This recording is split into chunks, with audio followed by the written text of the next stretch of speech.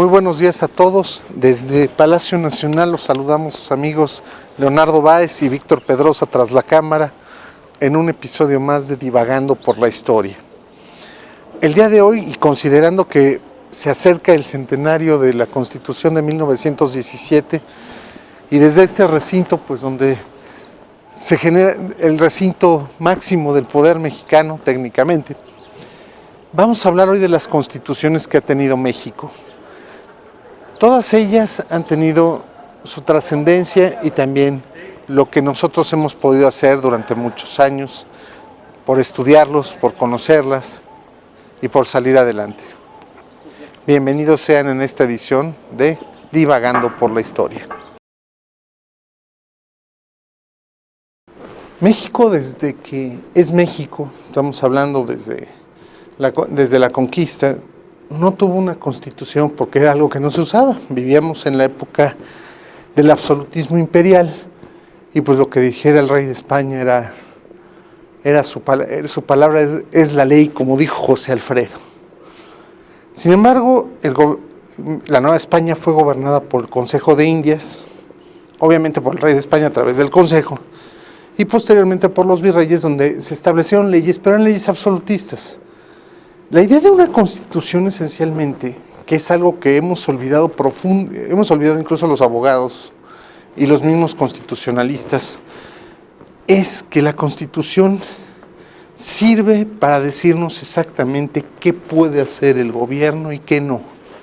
El gobierno es una parte general del Estado, como se ha planteado tantas veces con los elementos del Estado, que son población, territorio, gobierno, orden jurídico y fines.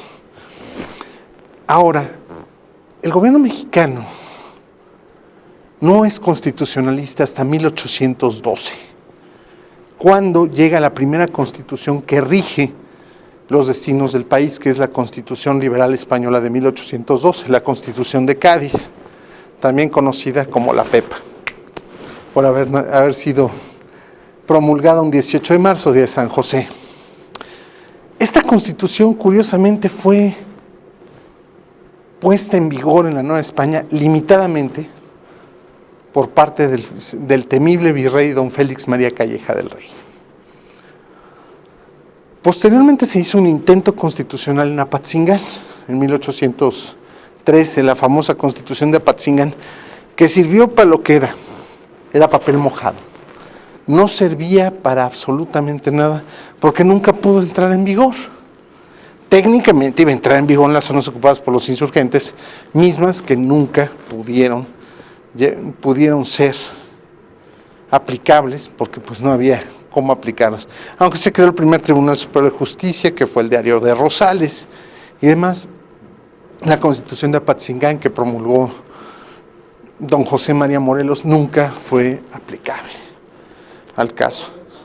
Posteriormente pues, hubo interrupciones en la vigencia de la Constitución de Cádiz, cuando regresó Fernando VII al trono, entre 1815 y 1819, 20 volvió a ser un gobierno absolutista, para posteriormente, con el pronunciamiento de Rafael del Riego, entrar en vigor de nueva cuenta la Constitución de Cádiz. Era una constitución que no gustaba a nadie en México, porque era una constitución de carácter liberal.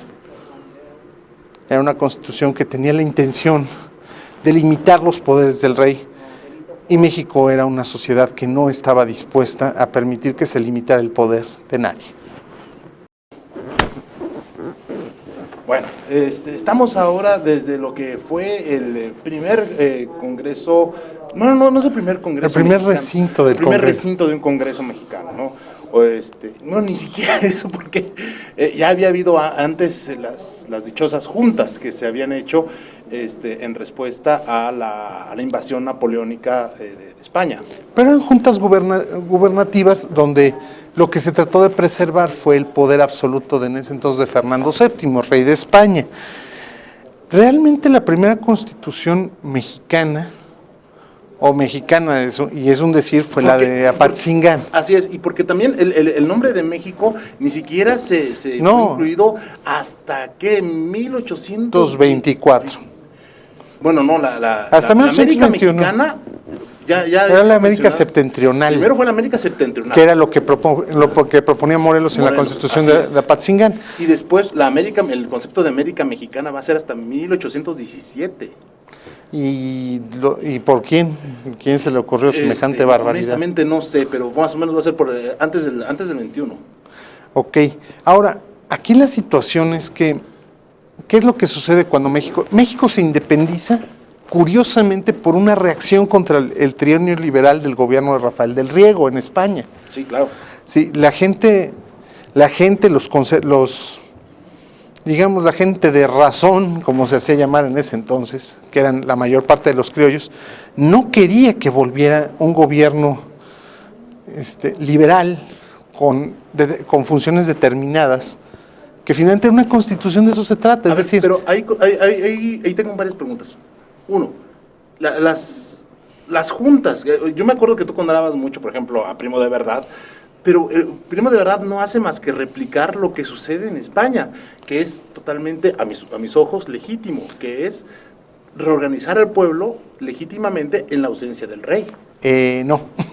A ver, entonces... No, lo que hace Primo de Verdad y Fray Melchor de Talamantes, y a la vez también, y que pretende dar el espurio y corruptísimo virrey Iturrigaray, es preservar el gobierno del...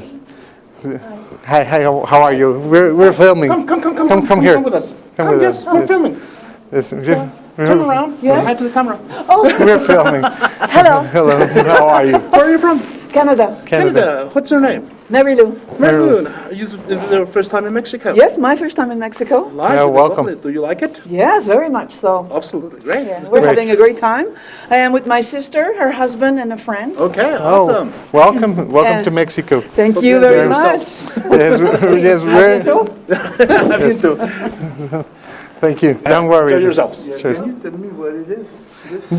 Oh well, this was the first Congress in Mexico. First chamber of the Congress. Congress. Okay, over there, what you see in the middle? Yeah. That is the Act of Independence. Oh, yeah. Yes. Yes. It was done on 28th of September, 1821. Here in Mexico City? Yes, in Mexico City. That's the Declaration of Independence from Spain. Curiously enough, La déclaration d'indépendance, c'est le cadre qui est juste Ah oui, au-dessus des deux bancs. là. prends ça avec ta lenses. and Merci adieu. Adieu. Adieu. Vamos. Ale. Okay. Entonces, Retomando después sí, de después de este intercambio cultural. de esta pausa canadiense, bueno, seguimos. La cuestión de las juntas no era retomar la soberanía, o sea, no era la soberanía del pueblo. Nadie considera la existencia de la soberanía del pueblo hasta que fueron ya eran ideas que estaban volando, pero nadie las consideraba en España. La situación en la Nueva España no era la conservación de la soberanía, era simplemente la preservación de los derechos del rey.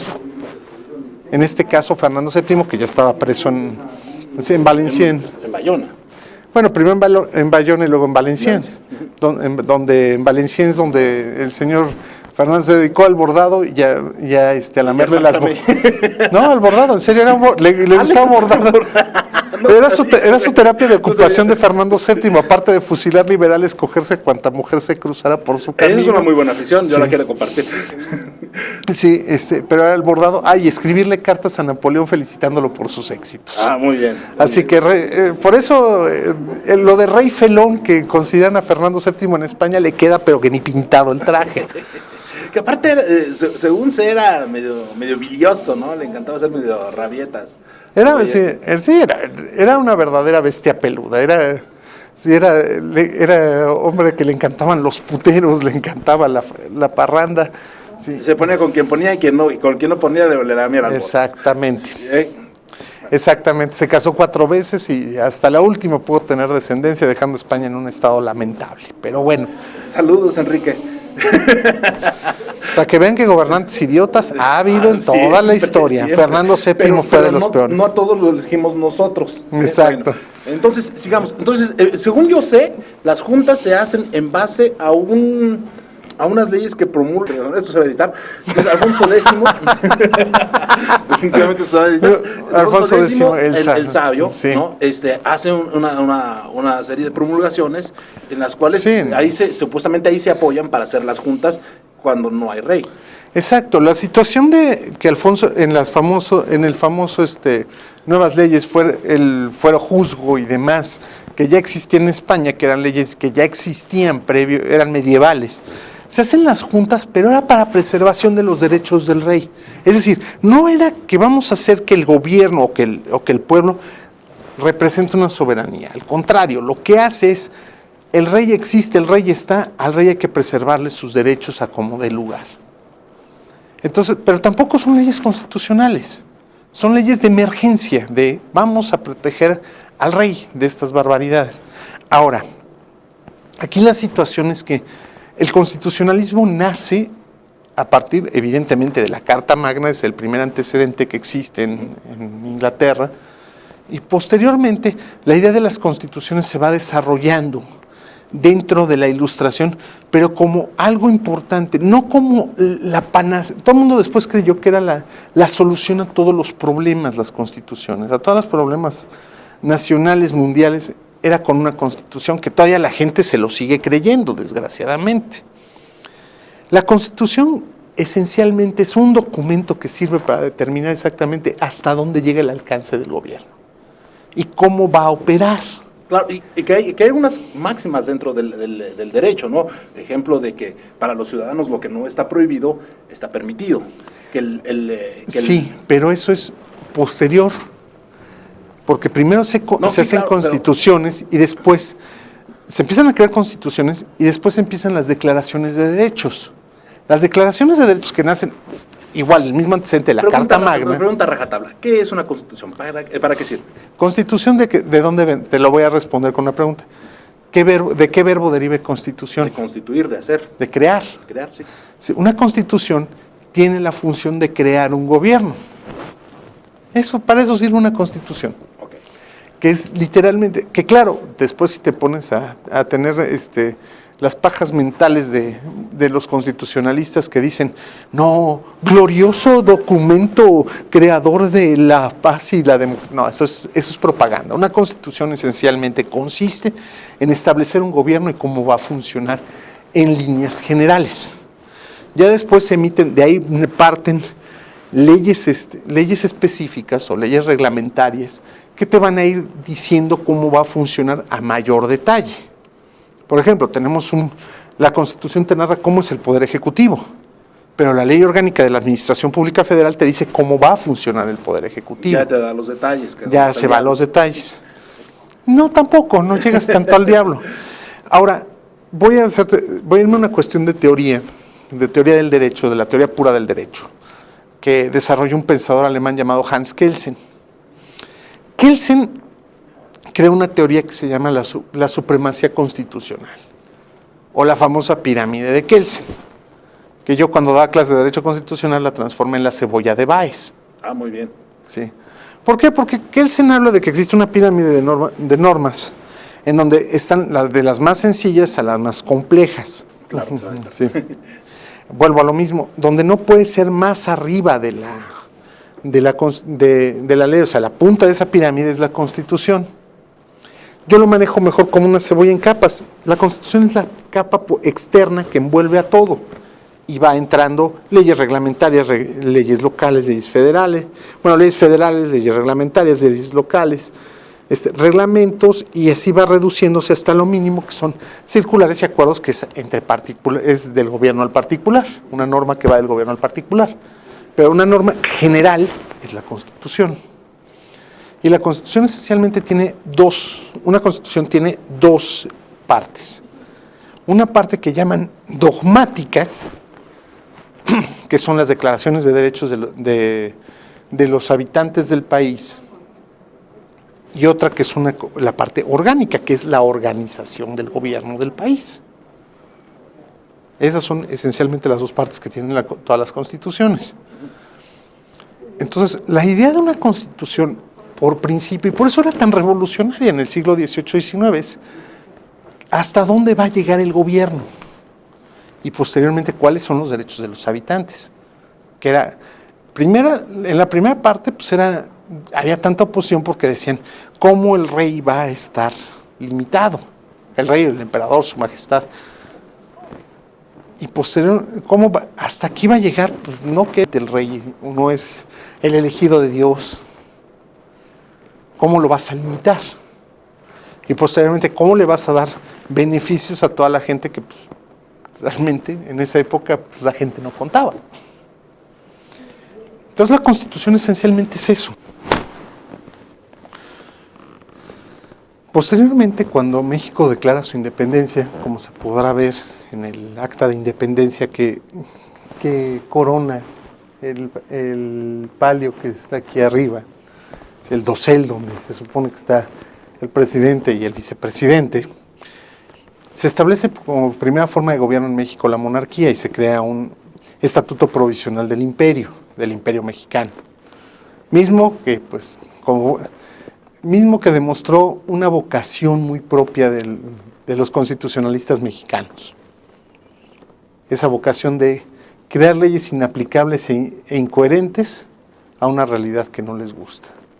Finalmente, pues se volvió contraproducente. El imperio duró nada más 9 meses y posteriormente pues se decreta la república y la primera constitución republicana que tenemos en México es la de 1824.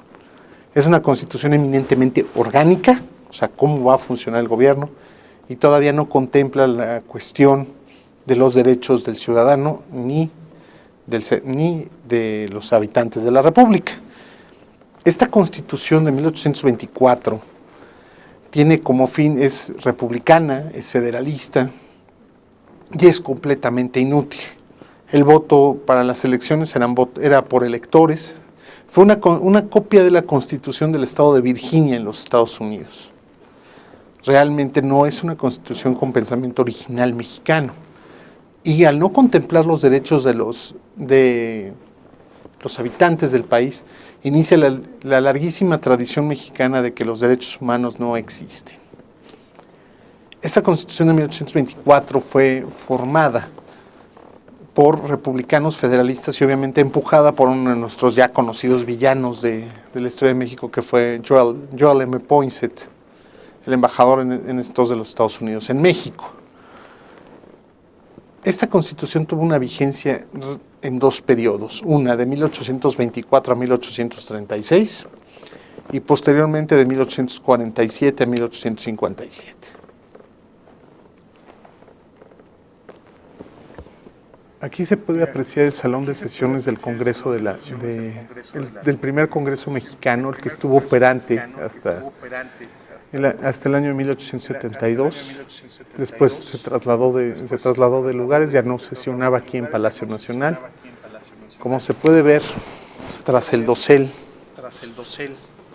está el acta de independencia del Imperio Mexicano, firmada el 28 de septiembre de 1821. Y se puede ver que el diseño pues es un diseño muy masónico, muy el estilo de la época, donde podemos ver en el techo, en los plafones del techo, el ojo de Dios viéndonos a todo el mundo, porque todavía era una época muy religiosa.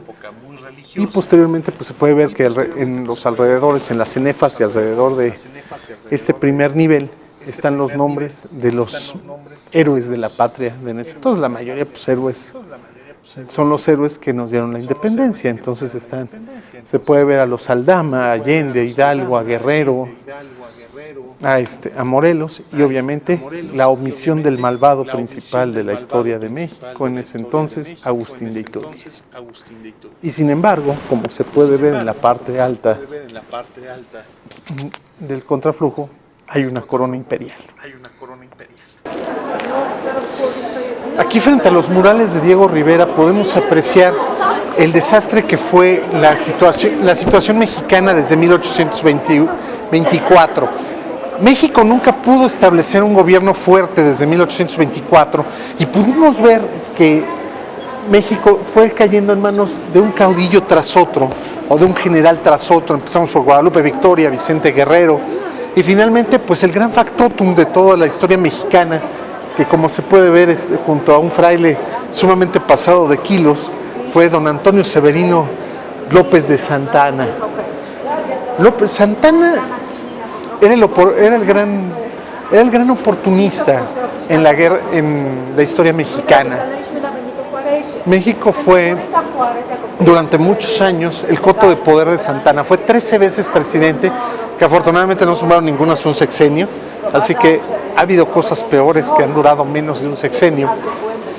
Y Santa Anna, en un principio, existió una controversia de qué manera se tenía que gobernar la república. Primero intentaron un sistema federal que no funcionó porque precisamente era un sistema con la idea de buscar que el país tuviera autonomía regional. Vieron que no funcionaba, es más, la misma situación de la federación fue espantosa porque creó una serie de problemas gravísimos. La federación creó una serie de pequeños países que no integraban una nación. Santa Anna, como reacción a esto, buscó la abrogación de la Constitución de 1824 y crearon en 1836 una nueva Constitución, conocida como las 7 leyes. Pasaba de un gobierno federal a un gobierno central, creaba departamentos. Esto creó una serie de problemas muy graves, entre ellas la rebelión de Zacatecas, encabezada por Francisco García Salinas, que finalmente fue sofocada por Santa Anna, y la peor de todas, la rebelión tejana. La misma rebelión tejana que fue desastrosa para México, que llevó a la pérdida del estado de Texas, o el territorio de Texas, primero como república independiente y posteriormente como parte de los Estados Unidos. La misma Constitución de 1836, conocida como las 7 leyes constitucionales, tampoco fue funcional. A los 5 años tuvieron que hacerse una serie de bases constitucionales que no tuvieron ninguna eficacia tampoco, y que terminó finalmente en el levantamiento en 1847 de Mariano Salas, en donde regresó la vigencia de la Constitución de 1824 y tuvo su siguiente periodo de vigencia, que tuvo una duración de 10 años. Como resultado, el problema que tuvo la Constitución de 1857 esencialmente fue que todo el mundo la consideró ineficaz. La Constitución de 57 entró en vigor, evidentemente, en ese mismo año, y siempre, todos los gobiernos que derivaron de ella fueron considerados como altamente ineficaces. Posteriormente, con la dictadura porfirista, pues evidentemente era letra muerta la Constitución. Era una Constitución que nadie consideraba con capacidad de resolver los problemas gubernamentales de México. Y esto se hizo patente con la caída de Francisco I. Madero y la instauración de la dictadura huertista. Cuando Venustiano Carranza toma el poder finalmente después de la derrota de Huerta, y obviamente después de la derrota de la Convención Revolucionaria de los convencionistas, Carranza determina que era el momento justo para cambiar la Constitución. Carranza es un hombre del siglo XIX injertado en el siglo XX y considera que la Constitución es la solución a los problemas. Carranza convoca a diputados de zonas ocupadas por los carrancistas, entre ellos está su yerno, el general Cándido Aguilar de Veracruz, y muchas personas, gente profundamente adicta a Carranza, a Querétaro a crear una nueva Constitución. Desde un principio la Constitución del 17, en su formación presentó 2 grupos, ¿sí?, que eran los radicales y los renovadores. Los renovadores era gente de Carranza con mentalidad todavía reformista y liberal, mientras que los radicales eran diputados afines al general Álvaro Obregón, en ese entonces secretario de Guerra y Marina, cuya idea era técnicamente cambiar al país, según con ideas socialistas, anarquistas y demás, lo cual resultó una verdadera desgracia, porque los radicales se impusieron generalmente sobre los renovadores, y los radicales empezaron a crear las estructuras absurdas basadas en las ideas de Pedro Enrique Sureño y Andrés Molina Enríquez, en hacer un regreso al conservadurismo mexicano, es decir, a la base de ideas de un gobierno fuerte, un gobierno absoluto, literalmente absolutista, en donde este absolutismo gubernamental fue la creación de ese régimen presidencialista que actualmente nos gobierna. A Carranza no le molestaba el presidencialismo porque era un hombre era un hombre profundamente autoritario, pero realmente lo que crearon fue un error. Yo creo que la Constitución de 1917 tiene un gran problema, y no hablo del problema actual, a casi un siglo y días de que se celebre de su promulgación. El problema de la Constitución del 17 es que volvimos a tener el mismo problema que hemos tenido con todas las constituciones mexicanas. Es un catálogo de buenas intenciones, totalmente, de las cuales se dice está empedrado el camino al infierno y que son muchas veces inaplicables y que entraban en notorias contradicciones entre sí y que llevaron a severos problemas con la Constitución del 17. La misma Constitución del 17 en este siglo de vida ha sido reformada más de 500 veces por decisiones gubernamentales y por cada presidente que ha creído que la Constitución es su instrumento, es su juguete. No él se tiene que apegar a la Constitución, sino al revés, la Constitución se tiene que apegar a su estilo personal de gobernar, como diría Daniel Cosío Villegas.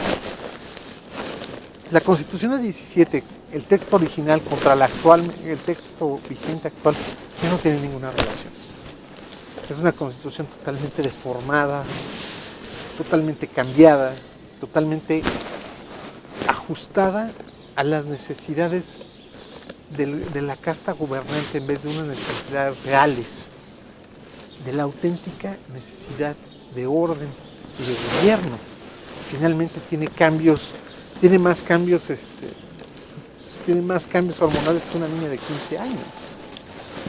La Constitución del 17 en su momento fue una solución a medias.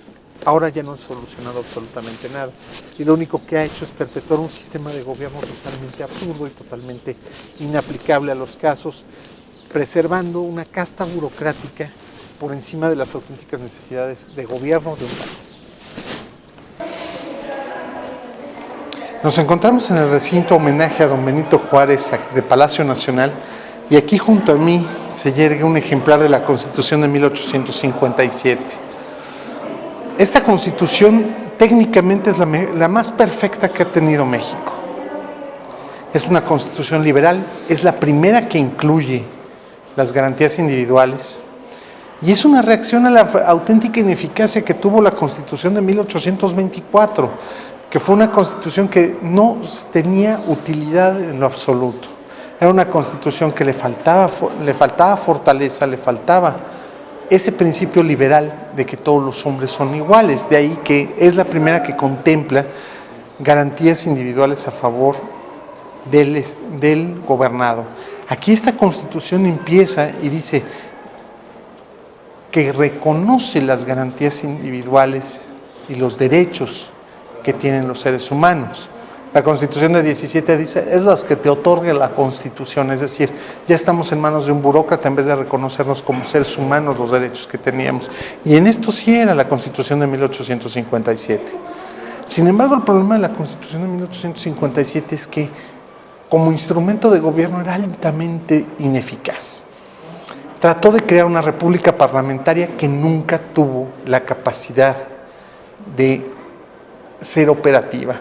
Todos los presidentes que trataron de gobernar, desde Ignacio Comonfort, que es el que la promulga, Benito Juárez, Miguel Lerdo de Tejada y posteriormente Porfirio Díaz y Manuel González, se dan cuenta de que como constitución no es útil, no es una constitución que tenga facilidades para gobernar. Juárez y Comonfort, desde que la promulgaron, pidieron facultades extraordinarias para gobierno, mismas que Juárez mantuvo hasta 1872. Lerdo la adicionó creando el Senado de la República, Lerdo de Tejada, y posteriormente don Porfirio la fue adaptando a las necesidades de un gobierno presidencial, la fue cambiando, fue reformándola en ese sentido. Sin embargo, la Constitución de 1857 siempre tuvo el fantasma de la ineficacia rondándola. Tan ineficaz fue, o tal espíritu de ineficacia tenía, que aún en el periodo porfiriano, que es un periodo de suma tranquilidad política, porque todo estaba bajo la enérgica y amplia sombra de don Porfirio, la Constitución del 57 en muchos casos era letra muerta, porque no había una manera de que se impusiera la ley sobre el hombre. Porfirio Díaz fue una imagen tan fuerte y un dictador tan controlador, que la Constitución del 57 era un instrumento de veneración, pero no era un instrumento político útil. Aquí queda para nosotros, sin embargo, la mejor Constitución que ha tenido este país. Y está aquí, es un ejemplar que tiene las anotaciones al margen hechas por el diputado Basilio Pérez Gallardo, en donde se puede observar que este pequeño libro forrado en rojo fue y sigue siendo el mejor texto constitucional que ha tenido México en toda su historia. Ya nos encontramos en la parte final del recorrido de nuestro episodio de hoy. Agradecemos a Jan, un camarógrafo extranjero importado de Alemania. Vamos pues a nuestras conclusiones del día de hoy acerca de la Constitución de México. Sí. Leo. México ha tenido un problema esencial con sus constituciones, que han sido una gran cantidad de catálogos de buenas intenciones y que realmente no han servido para establecer sistemas de gobierno útiles y que se impongan sobre las necesidades reales, sobre las veleidades políticas de todas las personas que han gobernado México. Yo he visto, la Constitución del 17 es el peor ejemplo de todas en ese aspecto y sin embargo es la que más tiempo ha durado vigente, desde 1917 y va a cumplir el próximo 5 de febrero un siglo vigente. Bueno, se ha durado vigente, pero con una serie de parches. Ya lo dijiste tú, ¿no? El hecho de que la Constitución se tiene que acoplar más al gobernante en turno, que el gobernante o el gobierno, que siempre debe haberse acoplado a la Constitución misma. Hay un problema esencial. México crea gobiernos de personas, no de instituciones. A pesar de que Plutarco Elías Calles declaró en 1928 que se daba paso a las instituciones sobre los caudillos, situación que nunca ha ocurrido en México. No, desgraciadamente hemos tenido precisamente desde Plutarco, es más, desde la muerte de Madero, una presidencia imperial. Y además, más allá de eso, primero caudillista y posteriormente imperial. Con Lázaro Cárdenas se entabla el culto al presidente y se empiezan a desarrollar dentro de la Constitución de 17 una serie de cambios y reformas, cada una de acuerdo a las necesidades o veleidades del propio presidente. Sí, no. Estamos hablando de que ha habido cerca de 500 reformas en un siglo, estamos hablando de 5 reformas por año. No, baste decir que cada uno de los presidentes tiene que dejar a huevo su obra faraónica para que sea recordado y una serie de reformas que ahora sí van a hacer que el país progrese. El problema de las reformas constitucionales en México, que ha sido el gran problema que tiene este país, es que son veleidosas, son coyunturales, son de momento. Cuando realmente lo que necesitamos es una constitución. Yo soy de las personas que creo que México está en el momento justo de crear una nueva constitución, no con la casta gobernante que tenemos, pero necesitamos una nueva constitución, no como solución de problemas, pero sí como una forma clara, precisa e indudable de gobernar, que sea una constitución sencilla y sensata. De leer el texto original de la Constitución de 1917 a leer el texto actual, han sido añadidos. Cuando la Constitución del 17, sin ser particularmente muy buena, era una Constitución muy clara, era muy sencilla de interpretar, no había dudas. Ahora la lectura de la Constitución actual, cómo está actual, cómo se lleva a cabo, dices, por Dios, ¿qué están inventando? Cada uno cree que inventa el hilo negro, cuando realmente una ley, mientras menos palabras tenga y sea más clara, es la mejor manera de interpretarla y de llevarla a cabo. Ejemplo que quizá más tácito, pero quizá no sea tan comparativo, es la Constitución de los Estados Unidos, que han tenido la única Constitución que han hecho. Sí, desde 1789 tienen vigente su Constitución y no le han hecho más allá de 20 reformas, 27 reformas, hay las 27 enmiendas. No ha habido más. ¿Por qué? Porque y las enmiendas, si las lees, las primeras 13 enmiendas son precisamente la Declaración de Derechos, the Bill of Rights, es decir, las garantías individuales que México no... Libertad de expresión, que libertad México, de tener armas, que etcétera, México etcétera. no las metió hasta la Constitución de 1857. Y actualmente se ha tratado de redactar una Constitución que verdaderamente es ilegible, porque en primera... Porque es más conveniente, mientras más elegible sea, mejor. No, y aparte se denota la falta de formación en la escritura la escritura y comprensión de la lengua castellana. Bueno. Francamente lo escriben como si escribieran en chino. Y además con la intención de que... Con esa intención de que sea interpretada, no de que sea tácita. Mira, y clara. todas las leyes implican una interpretación. Cierto es, Todas. pero ya lo dijiste tú, mientras más clara sea, menos oportunidad hay de interpretación. Sí. De hecho, tuve mi primer contacto contra otras constituciones cuando redacté mi tesis profesional. Y ahí empecé a leer constituciones de otros países mucho más recientes. Y eso de que nuestra primera constitución social, sí, bueno, pues hace un siglo, pero actualmente es una constitución totalmente superada por otras formas de redacción constitucional mucho más prácticas, mucho más claras, mucho más adecuadas, y creo que el mejor ejemplo es la Constitución Española de 1978.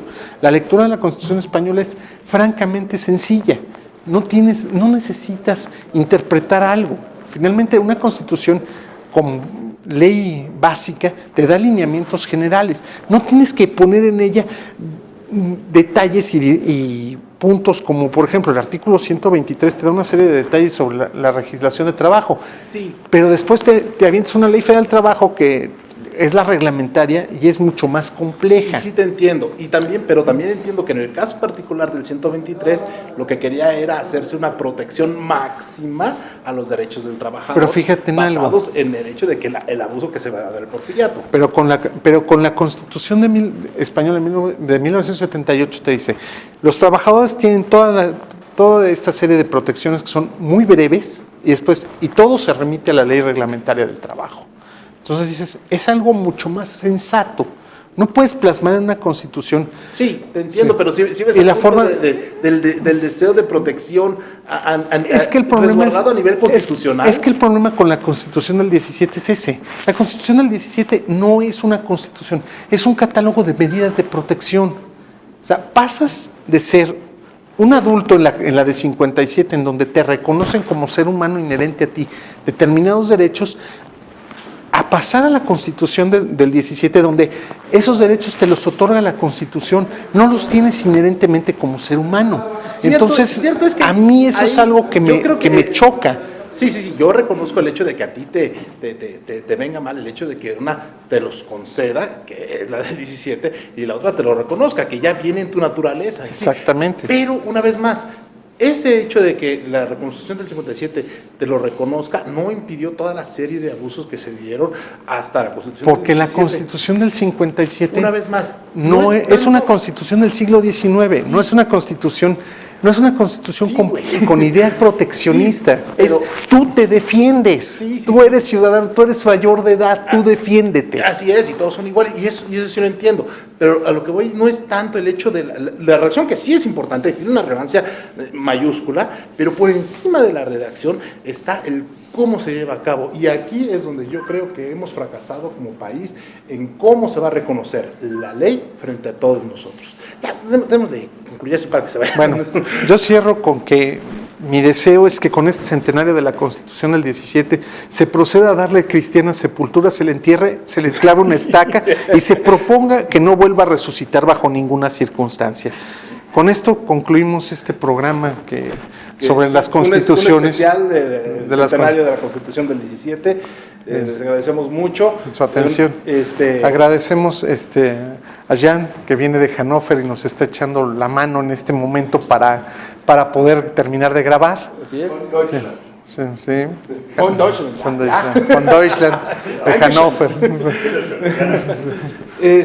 Bueno, entonces les esperamos al próximo capítulo de Divagando por la historia. Muchas gracias, se despiden Leo. Víctor Pedrosa. Hasta pronto, gracias.